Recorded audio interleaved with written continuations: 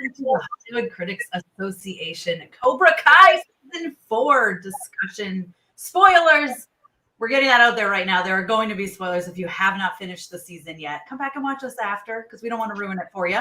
My name is Tessa Smith. You guys can find me everywhere at Mama's Geeky, and I'm joined by a lovely group of panelists here. John, why don't you let everyone know where they can find you? Yeah, hi. My name is John Rocha. I'm the writer, producer, and host over there on the Outlaw Nation. You can follow me at The Rocha Says on Twitter and on Instagram. Just type in Rocha Outlaw Nation, and you'll see me pop up on YouTube. And I'm excited to get into this with you all. I bought YouTube Red for season 1. That's how long I've been with this thing. So I'm excited to be able to talk about it with you all for sure.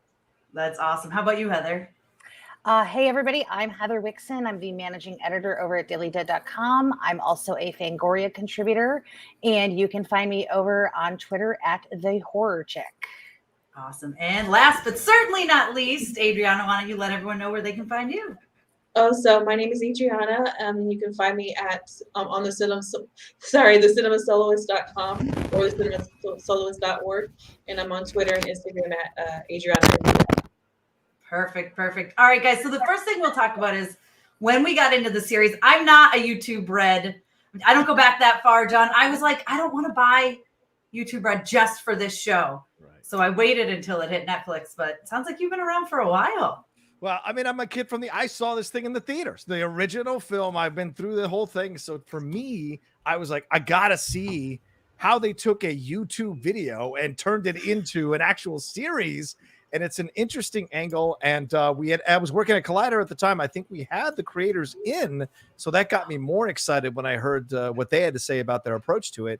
And so from that point forward, I have watched it, really kind of enjoyed how they've taken a really small story and kind of branched it out and then weaved in all these different parts, including in season to season, including this season, bringing in all the Karate Kid Part 3 stuff, which not a lot of fans like, but I think it was incredible to bring Terry Silver in and throw in a whole new dynamic into this series. So I was excited to see what we got. I liked that we got some more character progression with the young actors there and their roles and what they're going through. And it challenges you a lot as a viewer because, you know, they're constantly changing their points of views or their feelings on things. And I'm not a guy with kids, so I don't remember that experience. But watching it, I'm challenged as a viewer to be like, hey, create a little bit of space, create a little bit of patience here. And so it's a fun watch for that for sure. Yeah, well, as a mom of 2 kids, I can tell you that's constantly, who knows, day to day, everything they think about changes. So, Heather, when did you get into Cobra Kai? Well, like John, I of the generation where I actually saw the original in theaters. In fact, our theater was so packed, we actually had to sit on our parents' laps, which you can't do that anymore. But that's how how packed the theater was, and I could still remember the end when Daniel hits the crane kick and everybody cheered in the theater. And it's like, we talk about having those communal theater experiences now, but like I can still remember that feeling. And I remember going and seeing Part 2 with my mom, and she loved it so much. Like we actually stayed and watched it again. Because sometimes we would do that because she worked like a couple different jobs when I was a kid growing up. So it was like if we got to go to do the movies on the weekends, like we made the most of it. And then 3, I actually remember even seeing in theaters and being really disappointed. But what I love about Cobra Kai, I didn't know, I wasn't in part of YouTube, right? Because I was like you, Tess, I couldn't do another streaming service. So I patiently waited for that Netflix drop, and I think we binged it in like 2 nights. Yeah. But what I love about Cobra Kai is it takes aspects of, I mean, 1 for me is like a perfect movie, but 2 and 3 do have their flaws. And I think Cobra Kai retroactively makes those movies stronger, because I do remember like thinking 3 was really uneven, kind of flat, even like the girl who comes in is sort of a love interest, but not really. Like that whole dynamic was, she was no Allie, she was no Kimiko, like it wasn't the same thing. And yet now, like the character of Terry Silver, like he was terrifying to me then. Yeah. He's downright freaking like a juggernaut of like terror now. And that's what I love about it. Like, I love the fact, you know, you mentioned sort of how it challenges our nostalgia. And I think that's a good thing. I think, you know, if this show just kind of delivered up all those warm and fuzzy things that we love about these movies and we love about these characters without sort of bringing anything to the table, like what would we be doing? We wouldn't be looking for season 5 because I think it would be pretty boring. Well, listen, so to blow you guys' minds a little bit, I didn't watch the movies until I watched Cobra Kai. Wow. Oh, What was whoa. it? So I have to ask you, what is that experience like? Because I think that's kind of interesting, because I think most of us sort of grew up with that sort of backhand knowledge. So to not have it, how was that like trying to put it all together? Did you sort of laugh at the way like Johnny like contextualizes everything from that first movie? Well, that's what I loved about it, is I felt like getting into Cobra Kai, I didn't have to have seen the movies. And I think they do a good job of, the way they weave in the clips. Like, if you don't want to go back and watch them, they give you enough where you don't need to. After watching the second season, though, is when I went back and I watched all of them. And it was funny because my husband was even like, we really don't have to watch the third one. And I'm like, no, I feel like I need to now. And he's like, you're not going to be happy with it. Yeah. We don't need to watch it. But yeah, so I kind of went roundabout that way. How about you, Adriana? When did you get into the series? So I'm a little bit younger, but my mom is a child of the 80s, so she shared a lot of movies with me growing up that she watched when she was a kid. So one of those was the Karate Kid, and the Karate Kid trilogy in general. So we would watch that together often, a few times, 2 and 3, even though they're kind of maybe not as good as the first. And I really enjoyed all of them before I could get a taste of what good and bad movies really are. So they're kind of a part of my childhood. And so I really, really was looking forward to the show. So I've been around since YouTube Red. I didn't pay for YouTube Red. I got a free trial and I watched it all and binge it all in 2 days so I could cancel my trial after that. So I've been around since then. And so I really enjoy the show. I really like, with the familiarity with the original trilogy, I really like how they managed to stay true to the original fans. And they don't do like a lot of other franchises do, where they want to focus on just the kids and the younger demographic. They don't forget who their audience is, so they weave in a lot of great jokes, like jabs at the 80s, and kind of in a way poke fun at the second and third film, but still kind of honor that. And I really love, of course, like you mentioned with Terry Silver, bringing him, because he's kind of over the top cartoony villain in the third one, but he's really great in the show, and some of the things we saw, I'm like, oh my god, he's really a great addition, and I can't wait for next season. So yeah. I know, I'm excited that we already have another, I think maybe 2 seasons confirmed, right? Or I think so we'll see where they're going to go with this. And that is something I do love about this, is that we get the kids do their own thing, and then we still get Johnny and Daniel, we still get them. They're not, like you guys were saying, overshadowed by what the kids are going through. You get kind of a combination of everything. But why don't we start with our overall thoughts on season 4? John, if you want to go first. Yeah, sure. I liked a majority of season 4. I think, when you watch this show, I think as we've gotten into the 4th season, we have to understand the police rarely get called, apparently, with these run-ins and these fights and all these things that happen, and no one goes to jail. So, and I guess it's okay for a man in his late 40s or 50s to walk onto a teenage field and ask girls if they want to join his. So those are things you got to have to push aside a little bit and just understand that this is a soap opera type story surrounded by this idea of what karate means to them, or karate symbolizes for them, which is to find their own voice, right? It's a vehicle really overall. And what you saw here throughout this whole season is how that vehicle has changed and metamorphosized, I think is the right word, into what it is for each person. I think that was really important as we were watching this season. They stressed how they had to find their own voice through the karate. It had to be reflected through the karate. So I really like seeing that and enjoyed overall most of the season where Daniel and Johnny went. And I know we're going to get into Terry Silver, so I don't want to dive too deep into that, but I wasn't sure what we were going to get with him because, Thomas Ian Griffith, not considered the greatest of actors, certainly a sweet guy and whatever, but I wasn't sure if we were going to get, as Heather pointed out, the overdone, overacting type approach to this. And I really liked his element, his energy in the season throughout. And it really kept you on your toes of what side he was going to be on. He put Kreese on his heels, which not a lot of people can do. And then we saw the reality of Johnny and Daniel and what it would be like for them to work together, and them realizing no matter how much we try, we're just too set in our ways, as men are of that age. And it is very difficult to change. And one last thing, I really enjoy the fact that we're focused on kids, but these men or these adults sometimes act like children themselves in these situations. So it allows you to kind of see the playing field as being a little bit more level throughout. So I enjoyed the majority of the season with my issues overall, though. I think it's a good one. Yeah, I really liked it too. Like you said, though, I did love the Johnny Daniel thing because, like you said, we always were like, "Oh, well, what happened if they work together?" And they immediately couldn't do it. And it's the kids who are constantly, "How do we get them to stay together?" You know, Right. I loved that aspect of this season. Heather, what did you think of season 4? Yeah, I loved it. I think it's interesting because you know, when you're online and you live online and stuff, you kind of get this sort of like boomers versus Gen Z mentality where heads are butting. Yeah. And I think this is a sort of an interesting approach to kind of exploring the different generational dynamics that are happening where like kids today, like, you know, they're not perfect, but I think they're more open to working towards things because they've sort of grown up in this environment that like has fostered that kind of thinking. Whereas like, you know, Johnny and Daniel, like, you know, being us older folks, like we're a little stubborn, you know, we sort of see things one way and we kind of just keep going in that direction. And sometimes it's hard for us to course correct. So I really liked those aspects of it. I loved, there's the scene, this is the first season that's actually made me cry. And it was the scene when Johnny's drunk and Miguel has to put him to bed. And it's like this really emotional moment, but then Johnny has to go and screw it up and he says, "I love you, Robbie."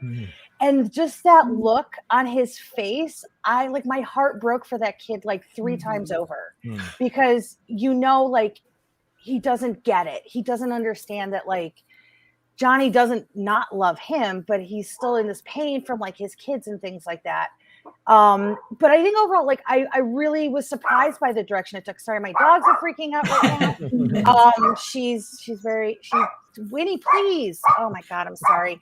Anyway, but what about the police? But what? Tell her about it's in the valley. Like all bets are off in the valley. I live in the valley, so you know we just kind of let things fly here. Apparently, I also think I liked the fact that they sort of like changed up the dynamic of the tournament as well. Yes, it wasn't just the same old thing because we've seen that like how many times now in these films. So I like the fact that they sort of mix things up a little bit, and it gave all of these kids like a chance to like showcase themselves even more, which I thought was really fun. And I want to say also too, the thing that I love the most is that ending with Daniel bringing in Chosen, because I legitimately jumped off my seat and I was like, yes, okay. Because I really thought like in season 3 when they took Daniel back to Okinawa and they talked about all this stuff, and it really was like, you're not the only person who Miyagi-Do belongs to.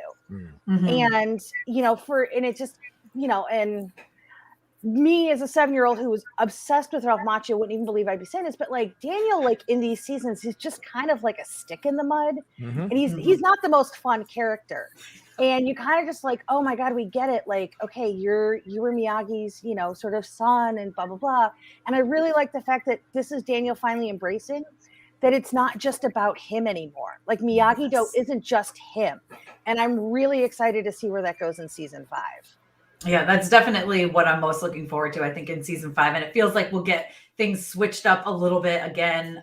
Just bring more senseis into the valley because just what's Hilary Swank doing? Like she's Netflix, right? Adriana, what did you think of season 4 overall? I really enjoyed it. So what I like the most is I'm not sure who to root for anymore. They keep switching the dynamic. So like, I'll be honest, I don't like Daniel's kids at all. So I'm like, the way they set up is like, am I supposed to be rooting for Sam and Anthony, even though he was a bully? Because there's the way they're setting it up. They're trying to make him seem more sympathetic again. But I'm like, I'm not really rooting for them right now. But yeah, I like that I don't know who to root for. Like, because for season 1, it was Johnny versus Daniel. And then you have Kreese versus Daniel. And then now we have Kreese in jail, and then you have Terry Silver with whoever, and now Daniel and Chosen. So it's like, I don't know anymore, but I really like that they changed that dynamic, because in the original you feel like it was more about like good guys versus bad guys, black and white, but now they show like the different layers of everyone. And I really like how the character development, especially with with Robbie, so I'm hoping to see more with that. And I really liked how he took Kenny under his wing, and it shows he's a really good teacher. And like we mentioned earlier with how the kids are working together, he's more about actually trying to rehabilitate people with karate and like helping out, as opposed to just trying to start a fight in the valley, clout and everything. So that was something that was really great for me, and all the fight scenes. Yeah, definitely. I think for me, my favorite thing of the season was probably just the tournament, because I love how they switched it up and they made things different, and you felt like everyone got their time to kind of compete, which I enjoyed getting to see everybody. And then of course, even Miguel just leaving, I kind of loved that. I thought that was the right choice for his character. Does anybody have an absolute favorite moment of the season if you could pick one? It's hard. It's a good season. I think prom for me, just because everything is always fun when it's heightened by prom. Because prom, like when you're a kid, is like the ultimate, right? So it's like your emotions are running high. It's like the big experience. And I think for me, that was like a really fun. It's so tough because going into this season, we ended with the last 2 episodes of season 3. So for me, it was like I was still riding the high of like 2 Christmas episodes, and we have, Allie's back and everything like that. Right. So it was like tough to sort of recalibrate like right afterwards. But I think prom was fun because, man, Tori, like, she was a smoke show. I don't think that's legal to wear that dress at a high school. I don't think so. Yeah, no. Like, and her and Robbie dancing, like, what chemistry? Like, I really like them. And I know that there's sort of this thing because Robbie's now moving away from Cobra Kai. And I like the way that they've sort of fleshed out Tori a bit. Because I think, teenage kids, they do stupid things. And they lash out from places you don't always expect. I was a teenager. I did stupid things too.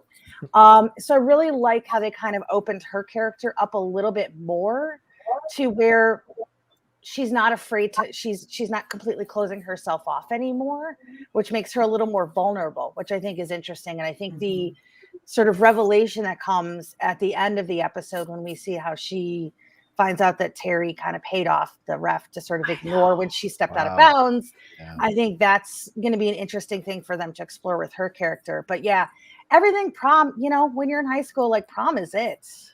Mm-hmm. Yeah.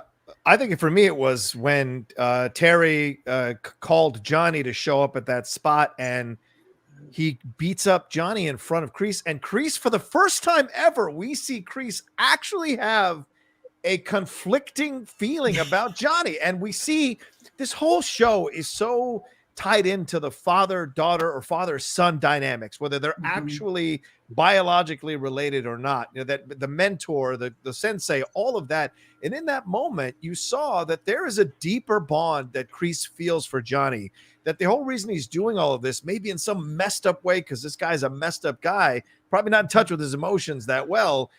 He's a guy who actually has a deep love for Johnny. He nurtured Johnny. He saw him through. So in essence, Johnny and Robbie are repeating the same patterns that Johnny and Kreese were going through. And so you're seeing all of this kind of play back. And here is the other child, the problem child, the really problem child, Terry Silver. He brought in like the nuclear option in Karate Kid 3.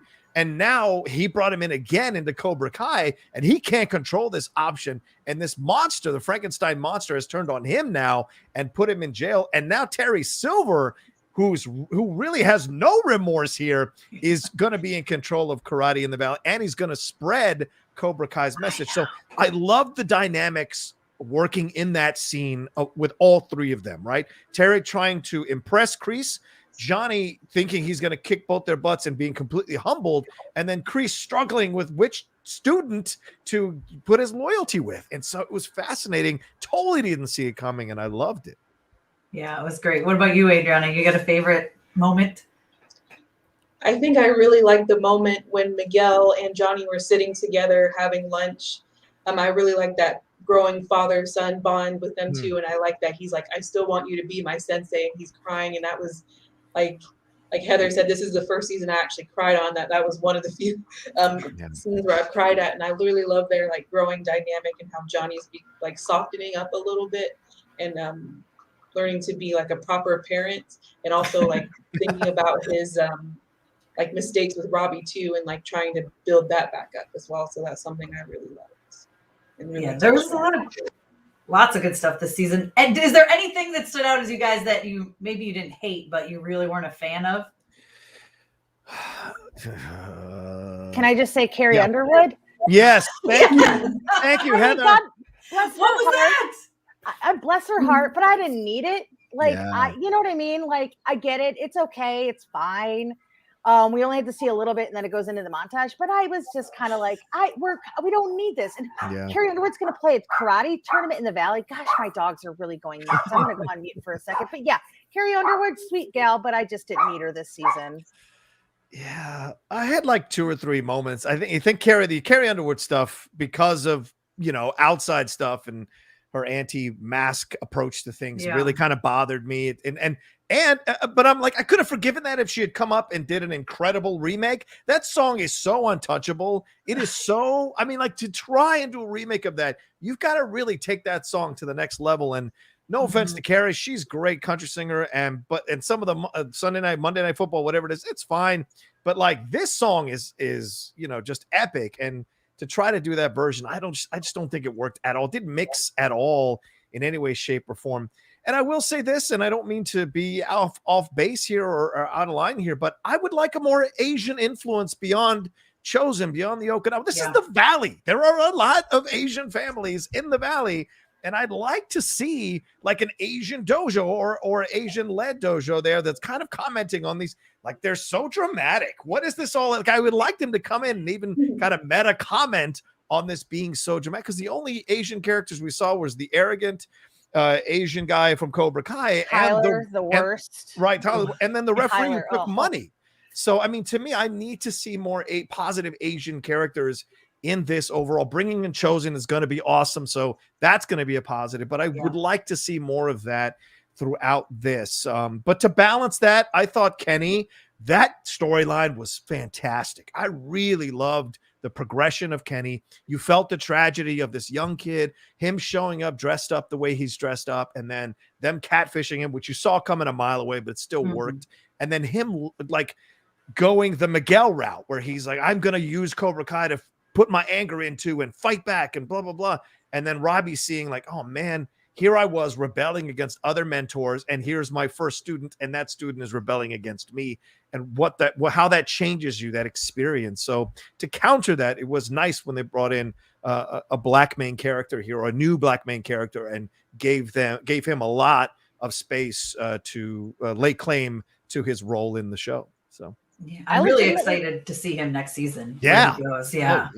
I legitimately thought he was going to hurt Anthony. I thought that's where we were going. Me with too. That scene.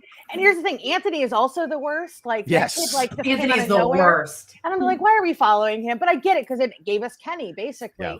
Yeah. But that scene, I was really tense, because I was like, oh, this kid's going to go too far, and is he going to go in a same direction of like his brother? Right. And I was really nervous for him. So I like that he kind of pulled back a little bit, because I'd love to see more Kenny. Yeah, I could have done with less Anthony, but like you said, I get why, but I was really getting annoyed with him this season. Like, just, and he tries to like pull off with his parents that he's not the bully. Like, he just doesn't. I'm like, kid, like, they're going to find out. Don't lie to your parents. They're never going to, they always see you. So I was annoyed with him, but we got the Kenny storyline because of him. So I will allow it. Adriana, did you have anything you didn't really like about this season? I think Stingray, him as a character, he's just so grating and just a pain. Like, his neighbor is right. He's a guy who, like, other people aren't questioning him in this. Like, he's a grown man hanging out with all these kids, fighting in a dojo. Like, he's like one of them and like hanging out with them. He doesn't hang out with anybody else. But I did like that scene with him and Terry Silver that showed how far he was willing to go just to get back into Cobra Kai, like getting his ass beat to a pulp to the point he was put in the hospital, and then also, pretty much selling out Kreese so he could get back in. But he was for plot advancement, but overall I don't really like him at all, and I'm interested to see what they do with him next season. Yeah, because I feel like they're not going to really, like, Terry Silver's not going to be like, oh, okay, cool, you can be Cobra Kai now, right? Like, I don't think he's going to continue to use him, I imagine. Yeah, I sort of have mixed feelings on Stingray, because I kind of feel sad for him, because he seems like a guy who just was never really accepted by anybody, and then for this brief moment, like, he felt like he belonged to something, And like, I mean, maybe it's because like I'm in my 40s, so it's like when I try to like hang out with journalists who are in their 20s, they're probably like, oh, this old lady or whatever. But like, so we kind of just want to feel like, we're part of something. But then you're like, well, is this like, do they think I'm the old person? Like, what is this? And I think to me, his story's kind of sad. Like, I think he's just a guy who really found something in karate. Like, he was one of the positive things of karate. He found confidence again. And everybody's hanging out with is a bunch of kids, and that's weird. And it's a very losery thing to do. But I am curious to see how this goes, because it's like, we're living a day and an age where like, I'm pretty sure Kreese could probably solidify his alibi in some way, shape, or form, whether it's like where his cell phone is or something like that. Like, I don't see this really going that far, because like how, like, you figure like a little prodding is, if this thing goes to court, like that's not going to work out. Well, like, I hate to throw a little like Law and Order or CSI at it, but Cobra Kai Dojo. No, it's a great point you bring up, Heather. But he's not played for a sympathetic thing, so I think you are supposed to feel sad, even though it's uncomfortable that he's like opening his doors to these high school kids, and clearly there's no security around that because he snuck into the prom, no problem. And you think there'd be a little more security for the kids to be away from an older guy like that, but he sets it up, and his friend his sister's husband comes in, and he kind of makes fun of him. But in the end, he ends up getting completely brutally beaten and then has to give it up. So I think at some point we're going to see some redemption for him down the road, I'm sure, because he's a sad guy. And Terry, you mentioned the Law and Order thing. Terry might pay some people off. Clearly, that's not an issue for him. So that's who true. knows? He didn't get this far with, especially all that nuclear waste he was dropping in the late 80s. That's right. Well, yeah, speaking of Terry, we've talked about him a little bit, but I was someone who was definitely cautiously optimistic bringing him back in, right? Where are they going to go with this? What are they going to do? Is it going to pay off? For me, it totally did. I know, John, you talked a little bit about it, but you want to go into your feelings on him this season? Oh, yeah. I mean, look, I watched the Josh Gad thing where he brought all the Karate Kid people together, and they introduced Thomas Ian Griffith coming back, like officially made it a thing. And so it was great to see him, and he looks fantastic and, great for his age. And I was like, okay, how are they going to make this work? Is the ponytail coming? Like, what are we going to get? And the progression of the character, although at times I think it hit some speed bumps in terms of storyline development, I thought overall, I liked the fact that I was cheering for this guy initially because he didn't want to do it. He didn't want to be a part of it. And then he's like, I've grown, I've matured, I've moved past you, John Kreese. And then John just came in with those kind of alpha male, toxic masculinity shots. And it seemed to work for Terry. And then Terry gets in the ponytail. And then he's constantly like undercutting Kreese a little bit in certain moments, has his interactions with Daniel, which keeps him in the negative side of things. But then you think, oh man, he's actually softening Kreese. He's actually going to change things for the better. And then you see what his overall plan is. And you're like, this is genius. I love the fact that I was rooting for him, that I was against him, rooting for him, against him. As Adriana pointed out, constantly making you wonder where you side with these people. And then by the end, he pulls a massive power move that I think is just brilliant. And I thought Thomas Ian Griffith did a fantastic job with it. And I know next season we can't be that far away from Mike Barnes making a comeback, because I mean, he's been on Bold and the Beautiful. He's still working Sean Kanan, so he could slide right on in for sure. And Robin Lively's still working as well. So the Karate Kid 3 thing could still have tentacles into season 5. So I loved the way he came in and kept everyone on their toes. And as I said earlier, keeping Kreese on his heels, that is tough to do. And he was able to do it. So, yeah. That whole scene at the end is just so perfect when he's like, I know what your weakness is and you're my weakness. So like, get out of here. And you're just like, what is happening right now?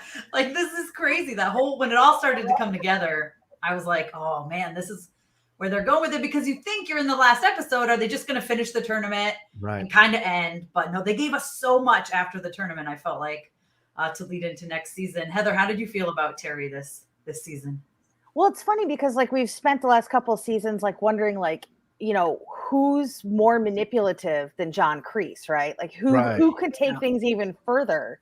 And our answer is Terry Silver. And I think it's interesting too, because, we'd had all this backstory, especially in last season, about Kreese and his time in the war and things like that. And we got to know the young version of Terry Silver there, where Right. you saw that he was very scared and he was weak, and Kreese really stepped up for him. And I think it's interesting that when we come into this season, like it's almost that way. Like he's eating tofu with a bunch of hipsters at, on the shores of Malibu. Like he's got this whole different existence. Like we get the sense that he's been through therapy. He's on psychiatric medication, which I'm guessing by the end of this season he is no longer taking. No. There's no way. But I think in retrospect, like that actually makes him scarier because he's a guy who's dealt with his demons and has moved forward. Yeah. And now he can take all of those things that he's learned when he hasn't been around Kreese and use them, for evil.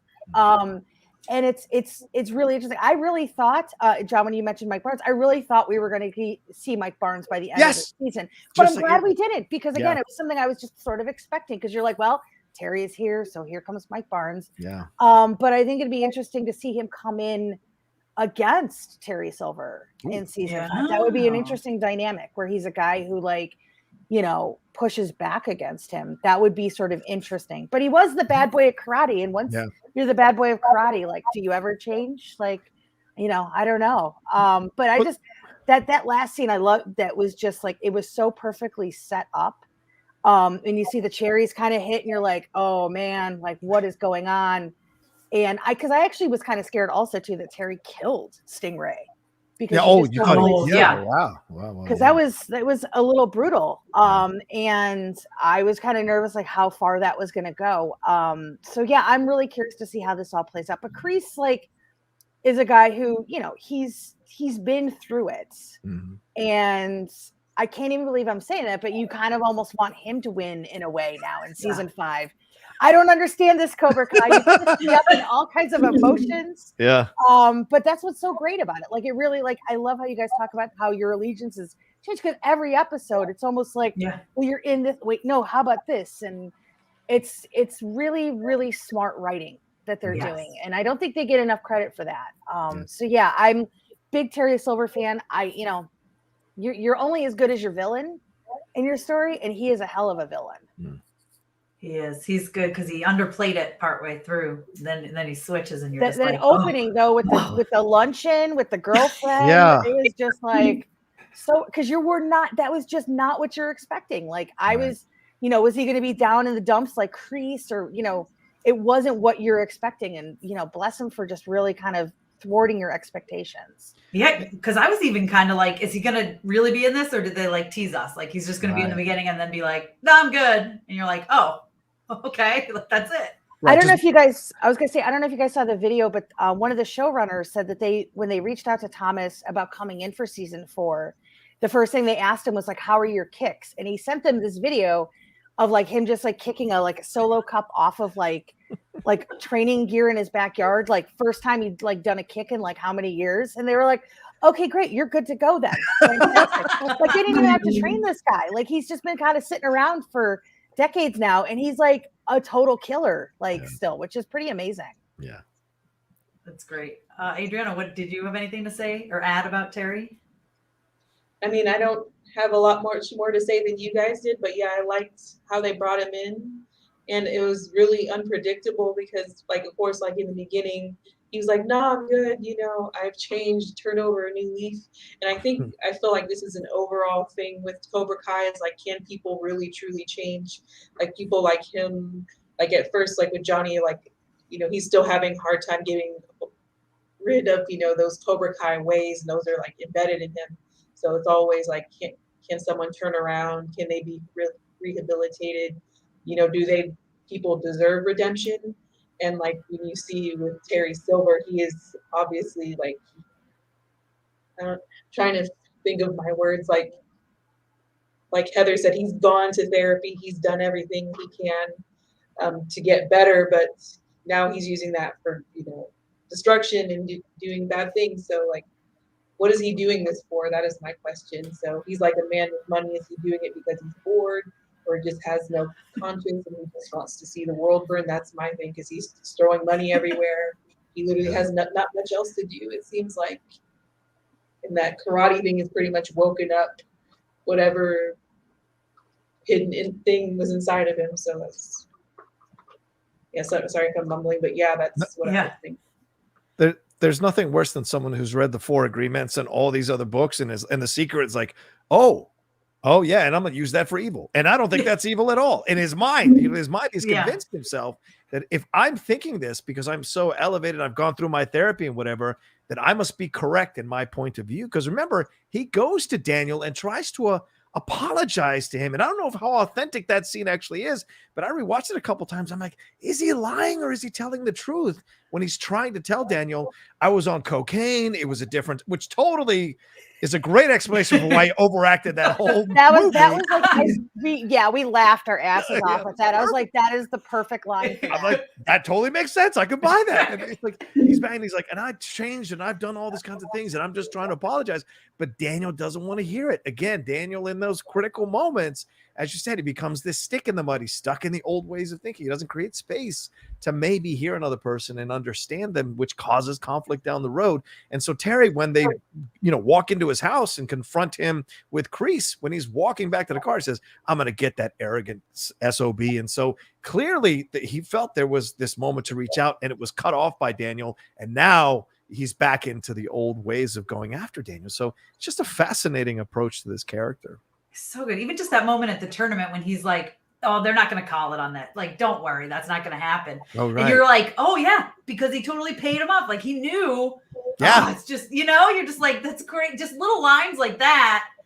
And I still didn't think at that time, like, oh, maybe he paid him off. And then we find out after, I'm like, oh, that's what he meant. Like, it's just all so good. It's, again, testament to the writing and all of every single thing they do has a purpose in this show, and that's what I love about it. We talked about it a little bit, but let's move on to Daniel and Johnny working together or not working together so well. What I loved about that is it felt right.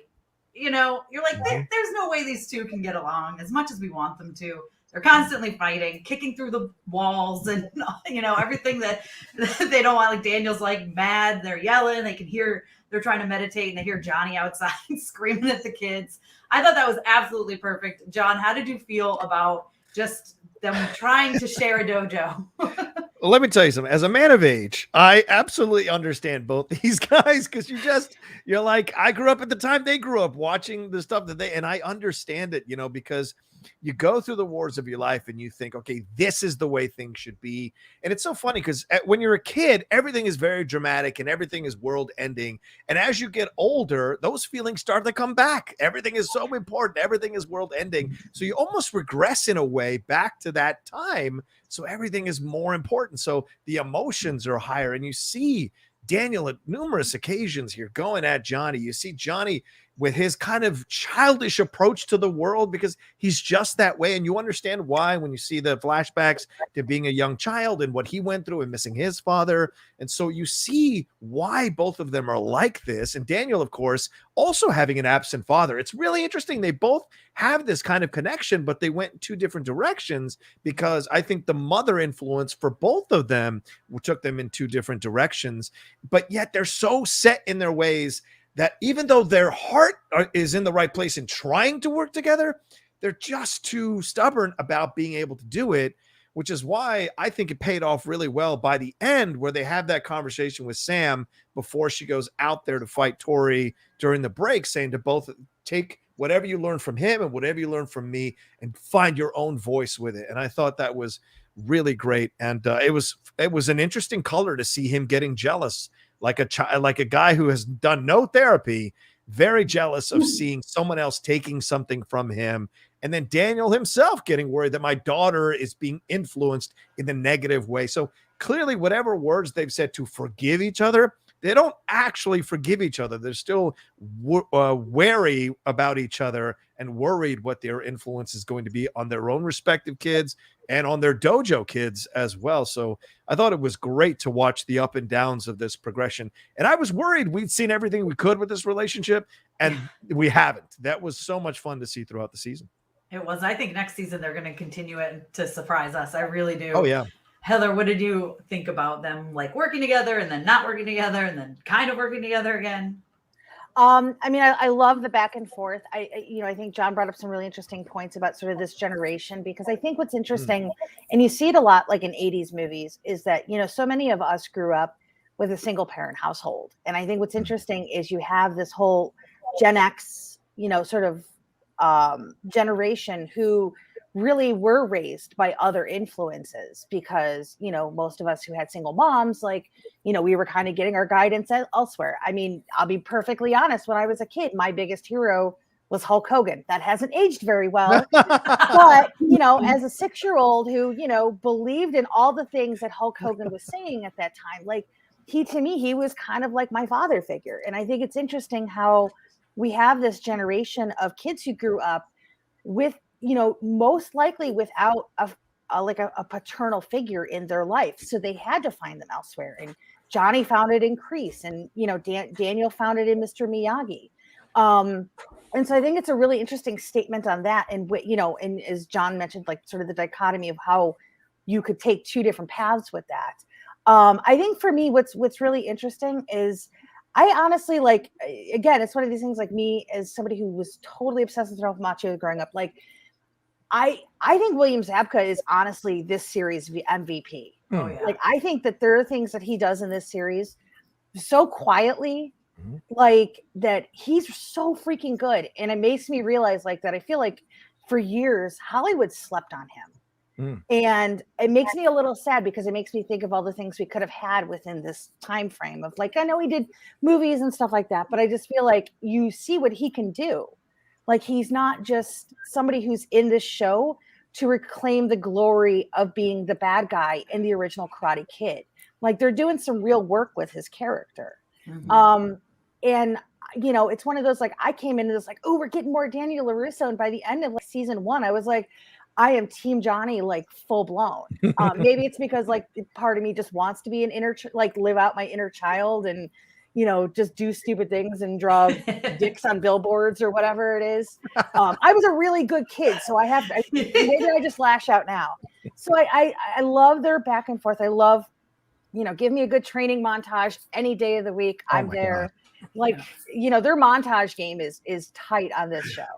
And I just really like the fact that ultimately at the end of it, what they come away with is this idea that there isn't just one way. Mm-hmm. And right. I think that's important. And I think that's important for the kids, that I think it makes sense for them to, as they move forward, figure out, well, how do we take everything and then become the better version of that, which I think is interesting. But I do think we're going to see them have to come together, because I think as Terry's little Cobra Kai empire grows, I think that's going to put them both sort of in the thing. And also what I don't understand is the thing was Miyagi-Do is supposed to close, right? So why is Daniel bringing Chosen in? I need to know these answers. What is the game plan? Because they're not supposed to be senseis anymore. So does Chosen start a whole different dojo and Daniel's just kind of there? Are we going to get into some technicalities? What does Johnny do, because he doesn't have that? So I'm really curious to see how that's going to play out. But I do ultimately think that my favorite things is when they have those moments when they realize that they're not that different. I think we saw it at the Christmas party, and how they changed the dynamic of the, in the original movie when Daniel shows up at the country club and becomes sort of this punchline. And this time, it's, Johnny feels like he's on the outside, and Daniel's sort of Mr. Smooth. I know all the waiters' names and I'm the guy. And, it's, again, I just love the way that they take these things that we know and we recognize, but they don't give them to us in the way that we're expecting. So I really do think we're going to see more of their dynamic explored. And I think especially once we kind of deal with the whole Miguel thing, which I will admit, when we talk about things we don't love, I'm not usually a fan of I have to go on the road to go find myself storylines. I think the only time I've ever really seen that work for me was in Buffy. Because it just made sense, because she was just driven to the point where she's had to just kill her boyfriend. Her mother basically is get out, and so she has no other choice. But Miguel, do kids under 18, can they just go into other countries without any sort of checking? I don't think so. I mean, just as much as police aren't called in the valley. So exactly. Yeah, and his mom is just okay, you go get my son from Mexico City. I'm going to sit here. If I was his mom, I would have been on a bus. I'd have been calling Johnny, been I'm on my way to Mexico City to go get my kid. You better get here soon. Oh yeah. So, Yeah. so I don't love that. But I do think it'll be interesting because I think we'll also probably be getting some of Miguel's dad, and that's going to probably raise the drama a little bit too as we move forward. But I do think I do feel like we're going to see more Daniel and Johnny kind of flush out season 5 in some interesting ways. I'd like to see Johnny and Chosen because I think that's going to be hilarious. Oof. Yeah, we might have a little bit though, because I wonder if Johnny's going to be gone, and that might be like a half a season, or I don't know. We'll see. Yeah. I don't know, but I liked their relationship a lot this episode or this season. I love the back and forth, right? And you just you don't know who to root for, right? And coming into this, having not watched the movies first. Like Johnny was my favorite. And then everyone's like, no, you're not supposed to like John, like watch the movies. And then watching the movies, I still was like, I still loved Johnny. And I'm like, and I'm all confused. I don't know who I'm supposed to like now. Because I'd already fallen in love with Johnny as a character, So Adriana, what did you think about their relationship this season? Daniel and Johnny. I really like seeing the evolution from them as kids. So in my opinion, I didn't envision Johnny as being kind of like the opposite of what he was when he was younger, because of course he grew up rich. So a lot of times with rich people, they grow up and they work, fancy job, fancy company. But I like the fact that it was flipped. They have Daniel working, he's the one making money. He's pretty much taking over the valley. And like we mentioned earlier, just the juxtaposition at the country club. And I really thought it was pretty funny just seeing Johnny's attitude. Like they kind of poke fun of his manly macho attitude towards things like light beer, veggie burgers. That's not man stuff. Like I like how he does that and tries. And I like when they're trying to find new recruits and everything, and he's trying to relate to the kids. So I feel like in that way, I like that evolution of him. You learned feminism, Adriana, in an afternoon. So if only all of us could be so lucky. I'm blanking on that character, but the gal who joins Eagle Fang, I really, really like her a lot, and I really hope they keep her around because I think she is such an interesting sort of foil, not foil in the like traditional sense, but I just like how she pushes some buttons for Johnny, and I think that's going to be really fun to explore. Devin. Yes, Devin. Sorry, Devin Lee. Yes. Yeah. Devin Lee. Yeah, I liked her too. But yeah, I really loved like both of their dynamic, and of course it's understood that they're still harboring resentment from back in the day, so they're not going to get along. And I really did like that when they go away and then the kids are like working together and they're getting ready to call everything off and like we're done for the first time. And then they come back and the kids are building a bridge and they make it look like Hawk is about to destroy when he had the whatever that's called. Hammer. The hammer, yeah. So, but yeah, I really like that. So, and I like this back and forth. So, like, seems like half the series are like, oh, we're good, we're not good, we're good, we're not good, and almost like this competition over Miguel, and then first Robbie, like with their father, I guess the weird jealousy they have with their father figure, like their desire to be like the caretaker or take these guys under their wing. I really like that dynamic, and they need therapy. That's what I think. Like you need to talk. You're trying that both of you, instead of like fighting karate, maybe you don't need to do that. So I had all kinds of questions like, aren't you working? Doesn't Daniel have a business he needs to run? What does Johnny do for work? I mean, obviously running the dojo, but he doesn't do anything else. And they're busy spending all their time worried about their dojos and fighting. They need couples therapy for sure. I wanted to say, I'm parents that allow them to get into these school fights and then keep going back and paying for it every month. I'd like to know who these parents are. I wanted to mention because Adriana said something about like running the dealership, and we have to give it up for Courtney Henigler because like seriously, for me Zabka's like the lead MVP, but she is so sneaky good in this show. Like her little line deliveries that she does, like she is amazing. And that scene when she goes and confronts Tory at her work, like I've dealt with parents like that before, like when I was a kid, and they're terrifying. Like honestly, she is. The one thing you don't ever want to do is mess with a mom on a mission because she will mess your life up if she wants to. I think she's really, really good. Like I think for me, like she is probably the most interesting of the Larussos. And I also liked, I don't know if she was Louis' girlfriend or sister. I couldn't really, sister. but Marissa Tomei Jr., when she came in there and called the Larussos on all their BS about their parenting, like, loved her. I want her back too, because fun fact, that's a wake up call. Go ahead. Sorry, fun fact, that's Macchio's real daughter. What? I saw her name in the credits. I didn't realize that was her. That's amazing. Yeah, it was her. So that was really funny to me because like she's talking about the parenting and staring dead her own dad. Like, because I saw her, I was like, oh my God. What a great meta moment. That is amazing. It's kind of crazy to me too that like Ralph Macchio is actually a year older than Thomas Ian Griffith.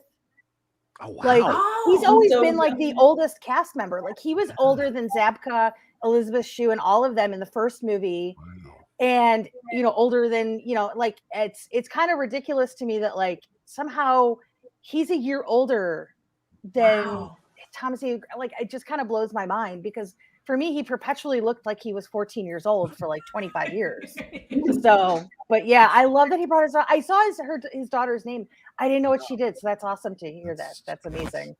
Can I add one more thing to the Johnny Daniel thing? I love that Johnny is still holding on to that fight for all the years that have gone on. He's still holding on to that fight and the training regimen, which is hilarious. Him breaking up a scooter or whatever he was doing, all that was very funny. And then they get to the fight, and you think, oh man, are they really going to decide in the sequel to their fight who's going to win here? Is Johnny going to get it? So it's 1-1, and they knock each other out. That was brilliant. That was kind of a little bit of foreshadowing of the moment we were going to get later where, there's more than one path to do this to get to the same result. And I thought that was just a little subtle, brilliant writing with that. And it just shows they're both just in the same place, just coming from two different directions. Yeah, I love it. I'm really looking forward to more of them in season 5. I think they'll be split up a little bit just while Johnny is going for Miguel, but I'm looking forward to them coming back together for sure. Now we talked a little bit earlier about Kenny a little bit.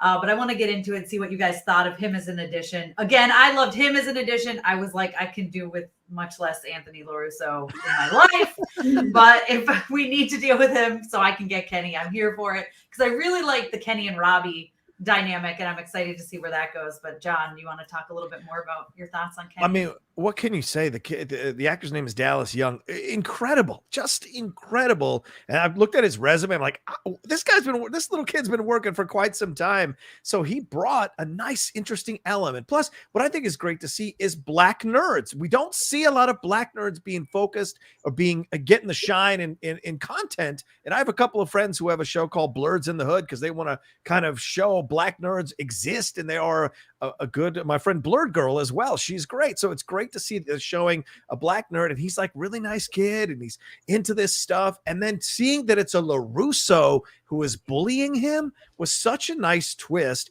and the way he played it, and the fear in his, you really felt so much for that kid. I mean, I was bullied till I was 15 years old. I know that feeling of being scared and running away and having the jittery feelings. All of that. So to me, I felt like I was having PTSD watching this poor kid. I wanted to protect him and beat everybody up who was coming near him. And then watching him grow, Dallas Young does such a great job throughout the whole season, showing the progression and the growth of him as he comes into his own power, as he comes into his own voice, and the guilt he feels over his brother. Like it was his brother protecting him that put his brother in the juvenile detention center or the prison, wherever he's at. And all of that. So there's so much rich emotional life to explore with him that I thought was really well done by Dallas. I mean, that move he pulled in the library was badass. And then at the end, as you mentioned earlier, the fear that he was going to actually paralyze or kill Anthony in that moment. You saw that he could turn that switch. And even with Robbie, you saw him standing there after Robbie had kicked him and he kind of brushed his nose off. And then Anthony comes in. That was all the rage when he is punching Anthony that he has been feeling because he's funneled it into the karate instead of like sitting down with a counselor and navigating all of that. So all of that, I think Dallas Young did a phenomenal job. You talk about MVPs. I thought he should be nominated for MVP of this season as well. Yeah, he was great this season. Heather, what did you think about him? Yeah, I think it's interesting that where you have a character that you start off that you're so sympathetic towards, and you want to, you just really feel for it. And by the end of it, you're really terrified by them. Like, you're like, oh God, this kid could kill me. Like, I'm a grown ass woman and he could kill me. And I think it's interesting that we see sort of these rippling effects of Cobra Kai when it's unchecked. Because I think I think with anything, there's always there's the good version and then there's the version when you sort of manipulate it and take it too far. And I think ultimately, the things that Kenny goes through at home, where he's basically got 2 absentee parents, he's basically been raised on the internet, which also is not a safe space for him because he's constantly bullied there as well. Because now that, Anthony and his little douchey friends have invaded his, his game too. Like, what has this kid got left? Yeah. He's got karate. He's got Robbie. And I think there's going to be a reckoning that comes with that. I think Robbie's going to have to take a moment and be like, oh God, I basically turned this kid into, essentially like a version of his brother who's, also has, is very angry and was really, aggressive, in season 3, to the point where you're like, I was like, oh God, Robbie, don't look, just go, get out of the computer lab, just keep moving. But I think it's really interesting to see how karate affects kids at different maturation level, levels. Like, we've been getting these high school kids who should know a little bit better, but they're still kids and they got hormones and stuff. But you have middle schoolers now who don't have that sort of maturity to them. They haven't sort of made that leap into that a transitionary period going towards adulthood. So how do you regulate that? Like, that to me is scary. Like, high schoolers, dealing with their stuff. Okay, you expect that, but middle schoolers turned into essentially lethal weapons. Like, that to me is kind of terrifying because that wasn't, people were mean in middle school, but I didn't know very many middle schoolers who were literally beating the snot out of each other. The way we see Kenny go at Anthony, even though he does deserve it. But he does. I will say, the one thing I will say, and I know we're picking on Anthony, but I did like how they kind of went into this kid's life where it was like, he doesn't have that Miyagi nostalgia the way most of us do who've seen the movies and have lived in this universe and the way that the rest of the LaRussos have. So I actually thought it was really interesting to explore that, where this kid is just like, he spent his whole life watching his dad connect with his older sister, his mom, because she's so busy, keeping things going too. Like, they've got all these, car dealerships and things like that. Like, he really has kind of gotten lost along the way and, basically spends his, entire life in a device. And, for me, it was books, so it wasn't as nearly as harmful, but I get it. I get where this kid is coming from. Unfortunately, I think because of his name and the legacy of his dad and everything like that, everybody has sort of put him in this box. So it'll be really interesting because I think most of us are expecting that Anthony's going to have to go into karate at some point because otherwise Kenny's going to kill him. And he's got to be able to fight back. But I almost kind of don't want to see him do that. I want to see him come at it differently to see if there's some sort of middle ground that they can meet on. I mean, not this time, but I think it's once Kenny can kind of come through whatever he's feeling right now, because he's a good kid and I don't want to see him end up becoming a villain because I think that's too stereotypical. I think there's more to Kenny, but that kid's terrifying. I would, if I was in that room with that little kid, I'd be like, no, I'm out.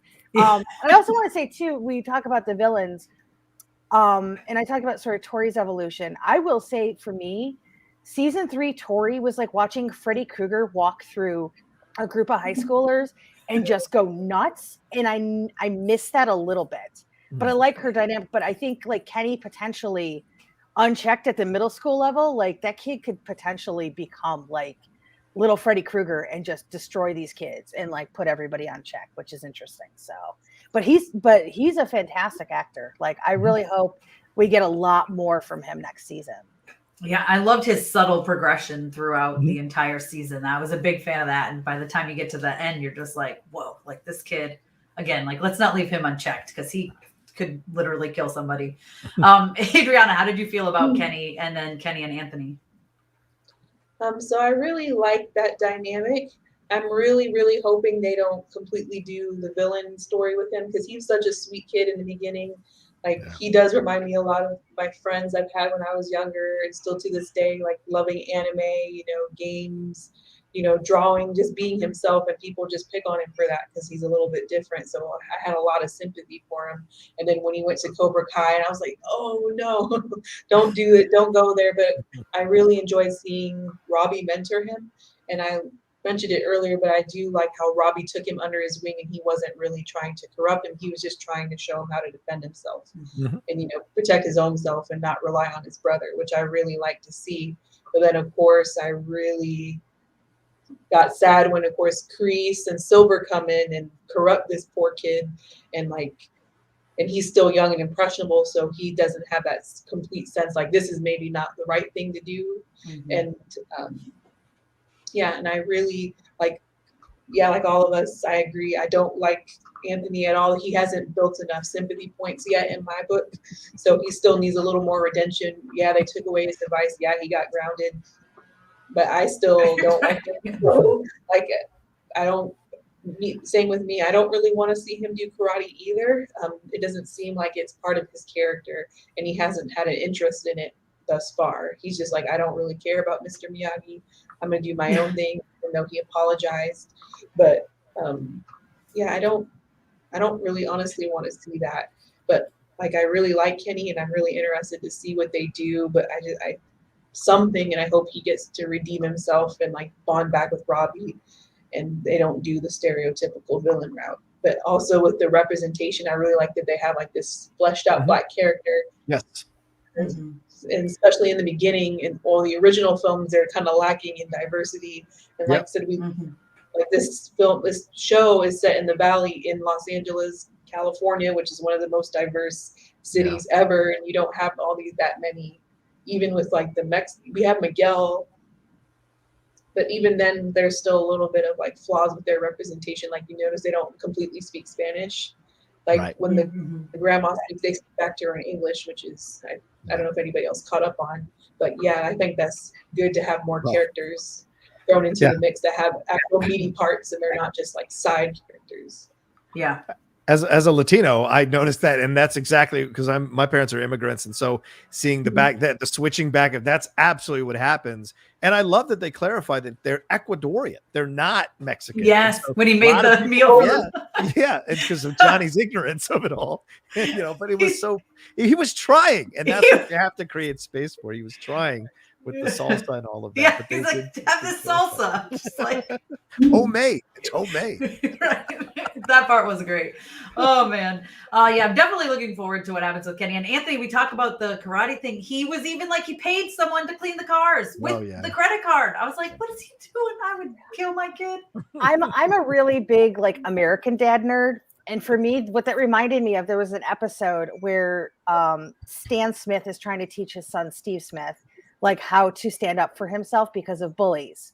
And so basically it comes down to where like Stan starts bullying Steve on the DL, and eventually like the school gets involved and everything like that. And so finally like they have like a face off like at the end of school, and Steve ends up paying Stan's childhood bully to come and kick his ass. And he was just like, because he talks about like getting the oranges up the stairs and things like that. And he's like, every time like Stan gets kicked, he's like, are the oranges up the stairs yet, Dad? Are we there yet? And it just totally reminded me of that. So I actually kind of laughed at that because one, of course, that's what a kid of privilege would do, right? He would just pay for it. And I think there's some interesting lessons. There's some interesting things to talk about that, because you have Sam and Anthony, whose parents have pretty much been well off for most of their lives. So living in this huge Encino house. I've driven through those neighborhoods. I know what those houses are like, and they're ridiculous, and I'm jealous. So I think it's interesting to call their privilege into question, because I don't think we really have done that. I mean, we know where Daniel's come from, and we finally get a sense where his wife has come from too, in terms of when she sort of reveals, things that she kind of went through in high school. So I like the fact that they're sort of confronting their kids who've been spoiled, and they've had everything sort of that they've ever really wanted. Like, there's like a joke in like season 1 or season 2, and like Daniel's going to take away like the Switch or something, and Anthony just orders another one from Alexa like that. And you're just like, oh my God, like who are these kids? Like, I don't have that kind of a life. Like, You know, I didn't even have a Nintendo growing up. I had to go play everybody else's Nintendo. You know, so it's interesting that I think that we're finally getting them to sort of point some fingers at these things that I think a lot of us who don't live in these circumstances, we recognize. Like we see like Samantha driving around in her perfect BMW, which I'm just like, did you just roll off the set of Clueless? Like it's like crazy to me. I will say though, season 3, you know, because Sam was dealing with all of her PTSD, which I liked. I thought that was really realistic and it kind of gave her some heart, but I liked seeing a different side of her this time. I was like, finally, she's interesting to me because she's pushing back against her dad. She's jumping off buildings and stuff. But like, I liked when she went up to Tory and was just like, I'm coming for you, bitch. Like she was no longer just sitting back and taking it. And I was like, yes, finally, because like, it was just the same dynamic back and forth where Tory always had the upper hand and finally she gets it. I think there's, you know, I think again, that's why the show works as well as it is, because there are things that you like and you dislike about all the characters because they have flaws. They're human. They feel human because none of us are perfect. So even the perfect family who lives in Encino and has that gorgeous house and they own like 5 car dealerships and they're wealthy and well-known, they've got issues. They've got a kid who's a bully. You know, they've got a daughter who, you know, basically is going and starting fights, but getting away with it because she's cute and adorable and mousy. Like, you know, so it's like, Heather's got a little Tory in her. You I was the bad girl. Those rich kids, I'll tell you what, those rich kids. You know, I think it's honestly because I grew up in a trailer park. Like I grew up being bussed into a school where every kid had everything that they wanted. And I was a kid who had to fight there because I had friends who weren't even allowed to go to my birthday parties because I lived in a trailer park and it was dangerous. And their parents would like constantly trying to get us to get rezoned out of their schools because they didn't want the trailer park trash kids coming in. Right. Ultimately, I was, you know, one of the better students and was always in like the talent programs and things like that. But like somebody's rich kid who's dumb as rocks, like has, you know, deserves to be there more than I do. So I think that's why I get Tory a lot is that I get knowing how it feels when the whole world has counted you out and they don't think you have any sort of value and you have to fight for that. You know, but I do think I like Sam with a little edge to her finally. I think that was a smart thing to do because I was just like so tired of just the same kid like over and over again. You know, so I think the way that they kind of branched her out a little bit. And I'd like to see her more with Johnny next season. I think there was some interesting sort of back and forth between them where like he was just like, you know, basically calling them spoiled and like you need to push yourselves because like, you know, he was a rich kid who was spoiled and look how he turned out. Nobody checked him, you know, and he ended up like, you know, becoming what he did. And so, you know, again, it's one of those, everybody's got flaws. Everybody's got things that we love about them. And I think that's what makes it work. It's like, nobody's perfect and that is okay. Like they're all working through it. So, but yeah, down with the rich people. Well, yeah. So there's those 2 couples, right? So speaking of like all these kids, the main kids, so to speak. And so we've got Sam and Miguel and then Robbie and Tory. And I kind of loved, like we talked about prom a little bit. I was a big fan of the 2 of them really getting together. And even though it was kind of like just to annoy, you know, Sam and Miguel at first, like that's where I'm kind of rooting for the 2 of them. I really am. But John, do you have any thoughts on those 4 main kids? I mean, I like I said, I really liked that we fleshed them out even more this season. I think Heather brings up an excellent point. Getting a little more edge to Sam was nice, but also getting a little more softening of Tory, understanding that Tory has this kind of background and Daniel's wife stepping in here to try to help her, to try to say, hey, you got to ask for help. I didn't know the stuff behind every person. That's what's so incredible about the show. Every person in the show has something in their background, has something that has led them to make the decisions that they're doing, which is very relatable. And we all connect to that. And I like seeing these 2 have their dynamic, and we're getting Sam certainly has affection for Miguel, but also still has some residue affection for Robbie that she hasn't really kind of, and that's how it is when you're young. Your emotions can go all over the place. You can have feelings for, well, maybe all the way through our lives that can happen. But you certainly hear it feels so difficult to navigate because you don't have the emotional vocabulary at that age to be able to navigate it. And then Miguel wanting her to be fully committed to him, but he's got issues with the Robbie situation. Then Tory coming in, and how's this relationship going to navigate or work itself out? And the prom felt to me like a smaller version of Grease. You know, coming in with you got Danny and Sandy, and then you've got the Scorpion guy with I forget the actress's name, but her coming in is doing the thing. So they were showing off, and I liked it. And then they get into their fight, but then later you see the changes in their own interactions where Tory and Robbie get closer, Miguel and Sam break apart. And I think that's so fun to see the different changes that are happening because it gives them more conflict and more interesting storylines to explore within their own characters as they grow. You know, it's so ironic because now we might see, as I think Heather mentioned it, or you mentioned it, Tessa, we might see Robbie and Tory kind of break up in this next season because Robbie is moving away from Cobra Kai and Tory is still holding on powerfully to Cobra Kai and led them to victory. So that could cause problems down the road for them in the next season. So I liked it. I really enjoyed getting to know them. And I think all four of those actors probably were like, thank God we're getting more to do than just the overall beats that we've, and especially, I'm sure Mary Mouser was, I think that's her, Mary Mouser. I'm sure she was like, oh God, thank you. Some more edge, some more interesting stuff for me to play because Peyton List gets to really stand out. I want my shot at doing some stuff as well. So that was good to see. Yeah, it was great. I just love so much of this stuff. They just switch stuff up constantly. Yeah. That's what's so good about this show is they don't get set in their ways. When you start to feel like, okay, like let's go, let's move along, they do. Right. Which I can appreciate. Heather, what did you think about those four characters? Yeah, you know, it's interesting because you know, I think John pretty much touched on a lot of the big beats of it. And I do think it'll be interesting to see if Tory can be pulled away from Cobra Kai because I feel like that's something that's going to come along and see whether or not she takes, you know, she goes the blue pill, red pill route or whatever it is. Since we're all blue pill, red pill these days because with Matrix back. But I think for me, honestly, like I like the back and forth. I think all of it makes sense. I was a teenage girl, constantly conflicted about romance and crap like that. You make a lot of dumb decisions when you're, you know, you like boys at that age or you like anybody at that age, I should say. I should even say that. Because you're hormonal and everything. Like you wake up one day and you're like, I love Miguel. And next day you're like, oh, but there's Robbie. Like I get it. So I get that sort of turmoil. But I think it's interesting in that prom thing because like, I do think in that moment when like you have Sam look over at them and she is clearly eyeballing Robbie. Yeah. And then you have Miguel looking over. He's not eyeballing Tory. He's eyeballing Robbie too. So it's really interesting to me how this has become really about Robbie in a way.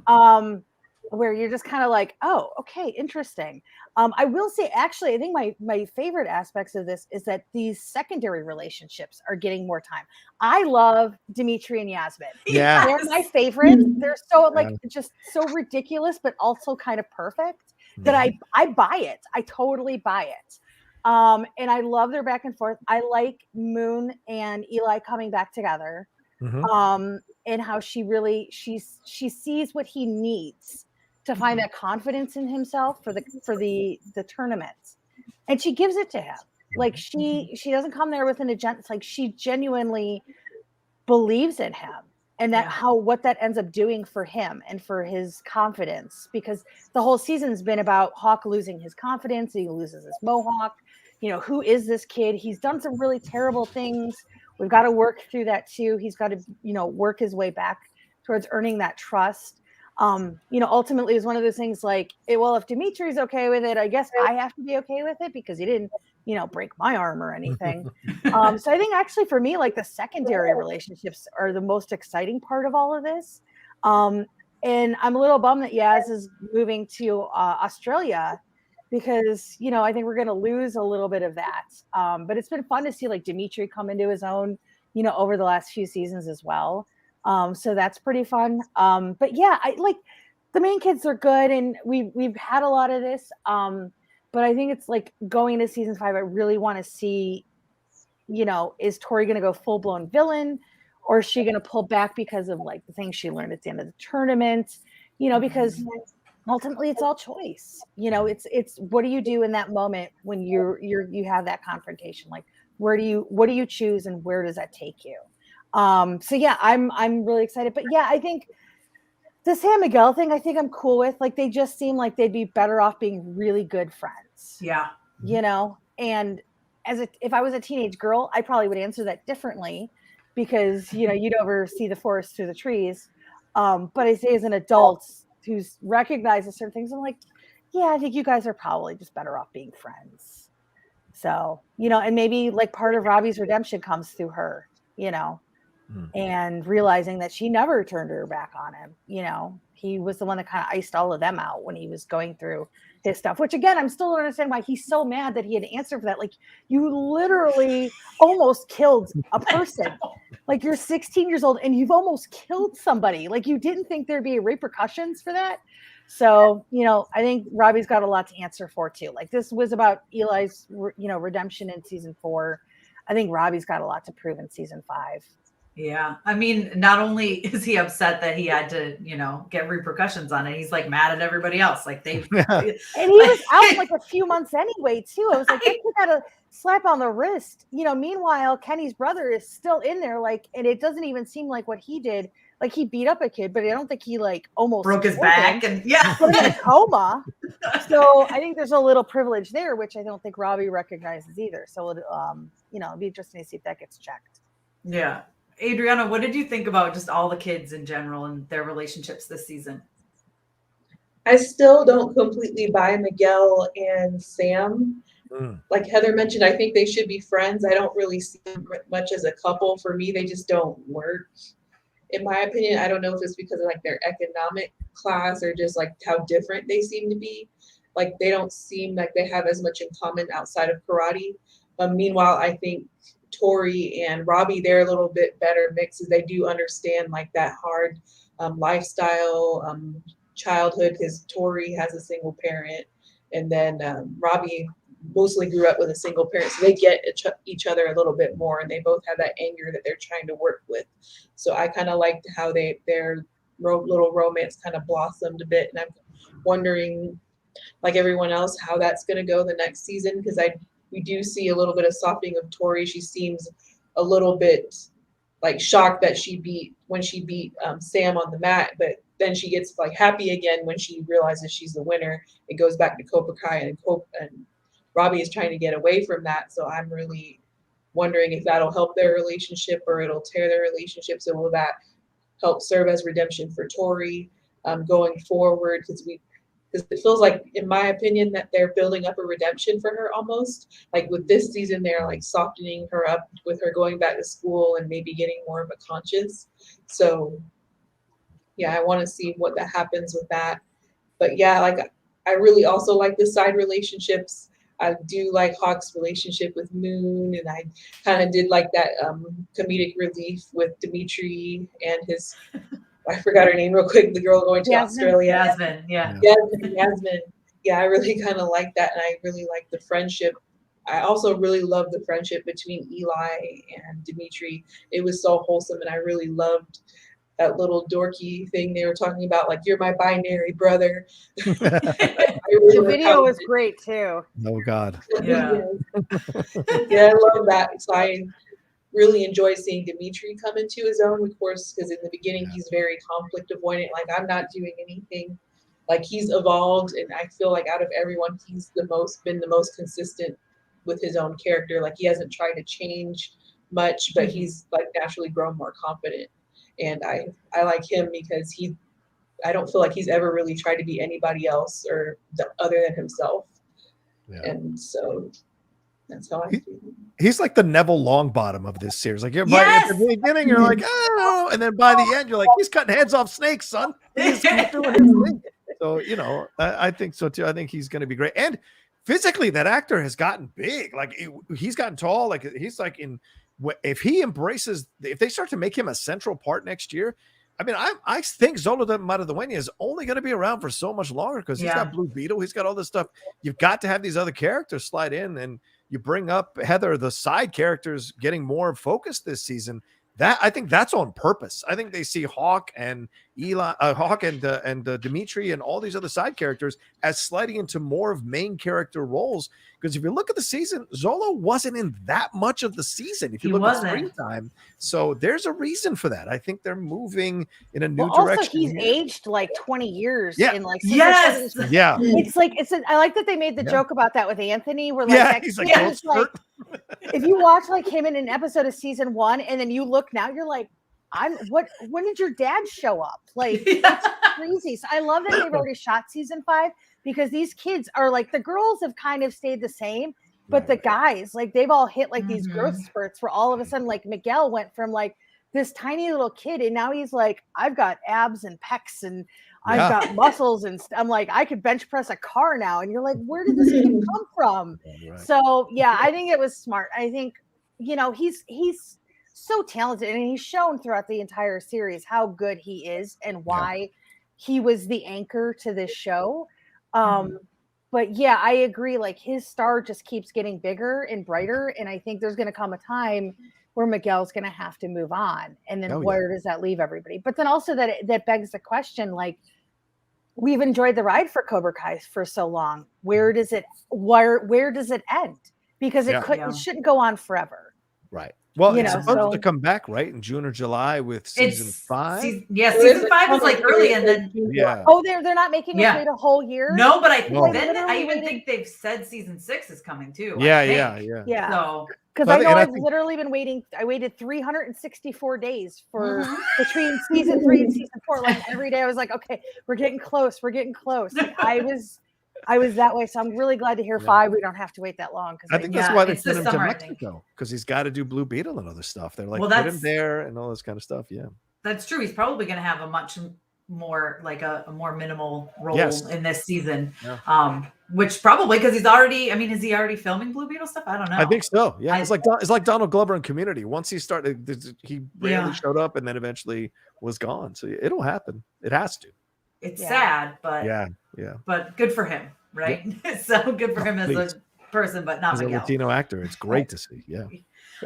So we already talked a little bit about the All Valley tournament and how they switched things up. They added the skills, which I thought was really cool, and all the weapons and kind of just switching it up so it's not the same thing. For me, I think it was the best All Valley tournament that we've gotten so far. I just thought it was so much fun, and I liked seeing.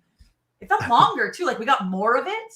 It was over 2 episodes. Yeah, I know. So, John, you want to talk about your feelings on the tournament there? Oh yeah, I mean, I loved it too. I echo everything you guys have said. That the fact that they brought in, more skills. I mean, that whole board scene was hilarious on so many levels. If you've ever been to a small local school board meeting or a local anything meeting, that is very similar to what you saw there. People are more out of touch than you actually think they are about stuff, and these petty squabbles that roll in there. And there's apparently some incident. Who was the famous person? There was an incident from the past. So it was very Malcolm Jamal Warner. That's right. Malcolm Jamal Warner incident. Which now I really want to see Malcolm Jamal Warner show up in next season. Just be like, what are we doing here, guys? I want that payoff, which I feel like these guys, their showrunners are so smart. They would probably do that. Oh, it could happen. It's totally going to happen at some point. But I mean, shout out to Keith Arthur Bolden, who was the MC and board member of the tournament.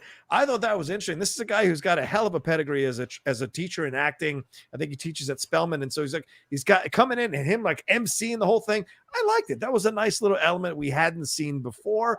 And then seeing, as we said earlier, as Heather pointed out here, and I reiterated, the secondary characters getting a chance to shine, getting a chance to show their skills, getting a chance to kind of have moments to be seen by people who are watching the show and be appreciated for what they've been learning, they've been training. That was nice to see overall. And I loved the dynamic. I mean, I was shocked that they went back to the Miguel injury. I was shocked that they kind of didn't have, and I know so there were some people complaining that you didn't get Miguel and Robbie again, the rematch. But the thing is, this show is about more than just the karate. It's about their lives. And so it made sense. And he was the one guy, we've already seen him fight. We've already seen him win. We've already seen him do things. There was nothing he was going to gain from winning yet again. And so moving him out of the way so that Hawk could be center, Eli Moskowitz could be the center of attention, I thought was great overall. And then having the stuff going with Tory and Sam having her moment of understanding that both her senseis are on her side, and then Tory seeing this division to increase and Terry and then Robbie watching her as well. Robbie giving her a little bit of piece of advice after Robbie lost to Hawk. This whole idea of, I thought this was some of the best choreographed karate scenes we've seen through all 4 seasons. And I loved how it worked and the dynamic of it all. And then, of course, seeing that Terry had paid off the referee, which is such a Terry Silver thing to do. So, yeah, I thought the tournament was really well done. And the fact that they stretched it over 2 episodes tells you they really wanted to sink their teeth into this and make it a huge narrative part of their story. Yeah, I mean, they gave it time to breathe and they gave you something for everyone, which was important. And I'm glad it wasn't just rushed through 20 minutes stuck at the very end of the season, you know? Heather, how did you feel about the tournament? I was totally on board with it. I was actually kind of surprised that because we kind of watched it like in little blocks. Like we watched the first night that it debuted on New Year's Eve. Like we watched the first 2 episodes. Actually, we watched 3. And we were like, okay, we don't want to just blow through it immediately. But I was like, well, I do have to watch it before the weekend, so we can do this. So then we kind of watched it like 2 or 3 episodes here and there. And so once we got to episode 9, and I was like, oh shoot, we're starting the tournament now. Like I was a little like, oh my God, well, where are we going with this? And so I thought it was really smart of them to kind of, again, give you more time to spend within the tournament because you're building to this thing. And when you think about it, like in the movies, the tournament ends up being like 1/10 of the entire movie, you know, and I think it was smart to give them more time to sort of shine and do these things. I will say, like the Miguel thing, it's one of those things, like they end the episode with him on the mat. You're almost expecting the Miyagi hand clap and Daniel's going to come in and help Miguel, but they don't do that. And I was like, okay, interesting. But where do we go? Because we can't, we need somebody to come in there and win. And I love that they gave Hawk the opportunity to sort of find his footing again and be the guy to do that. And I also think too that it really complicates, of course, the story between Miguel and Johnny, because Johnny is being typical Johnny in that moment where he's not, he cares about Miguel and he wants what's best for Miguel, but he's so caught up in the moment, and he's of the generation where when you fall down and you hurt yourself, you just get right back up and you go.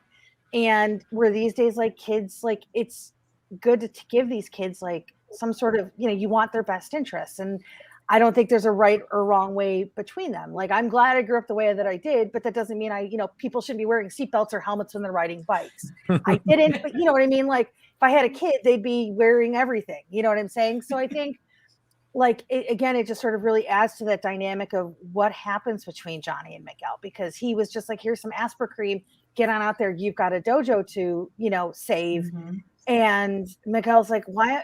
And I think that's smart. I think the whole time we were watching the show as an outsider, why are these kids fighting out all these battles for these grown ass adults? Mm-hmm. Because ultimately you're putting 30 something years of history on the shoulders of these kids and expecting them to care.